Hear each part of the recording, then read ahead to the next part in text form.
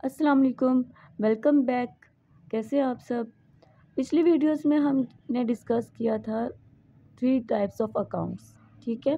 अब आज हम एक और critical type of account discuss करने जा रहे हैं जिसका नाम है सस्पेंस अकाउंट, ठीक है। जो सस्पेंस अकाउंट होता है ना, ये एक टेम्पररी अकाउंट होता है। अब इसकी कोई बेसिक कोई ट्रांजैक्शन नहीं होती, किसी ट्रांजैक्शन की बेस पर ये नहीं हुआ होता। ये ट्रायल बैलेंस में उस वक्त होता है जब डेबिट साइड और क्रेडिट साइड ये दोनों आपस में इक्वल नहीं आ रही, ठीक है।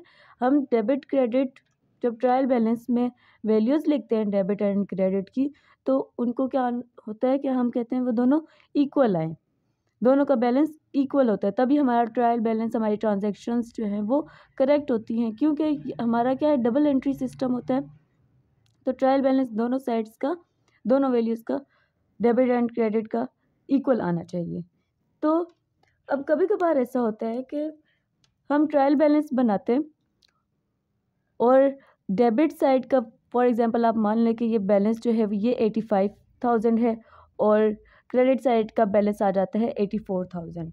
आपने मंथ के एंड पर क्या करनी है, अब आपका ट्रायल बैलेंस क्लोज करना है आपने, ठीक है। तो आप क्या करेंगे कि ये जो बैलेंस दोनों का डिफरेंस है 85,000 माइनस 84,000, 1,000 का जो डिफरेंस है, आप देखेंगे कि कौन सी साइड का बैलेंस कम है, वहाँ पे आप इस बैलेंस को क्या कर देते हैं, ऐड कर देते हैं। किस नाम से? सस्पेंस अकाउंट के नाम से। अब ये अकाउंट कब तक रहता है? जब तक आप अपने एरर को रेक्टिफाई नहीं कर देते, ठीक है। आपका एरर, उसकी आइडेंटिफिकेशन जब तक नहीं होती, करेक्टनेस नहीं होती आपके एरर की, तब तक आपकी बुक ऑफ अकाउंट में ये एक सस्पेंस अकाउंट रहता है। अब इसका बेनिफिट ये होता है, इसका बेसिक पर्पज़ ही ये है कि जो टेम्पररी टाइम पर ट्रायल बैलेंस जो है वो इक्वल आ जाए, हम ट्रायल बैलेंस को एटलीस्ट फाइनलाइज कर सकें, क्योंकि ट्रायल बैलेंस तभी फाइनलाइज होता है जब debit and credit sides equal आती हैं। अब ये इक्वल नहीं आएंगी तो क्या होगा, फिर आपका ट्रायल बैलेंस फाइनलाइज नहीं होगा। तो इस पर्पज़ के लिए हम सस्पेंस अकाउंट यूज़ करते हैं।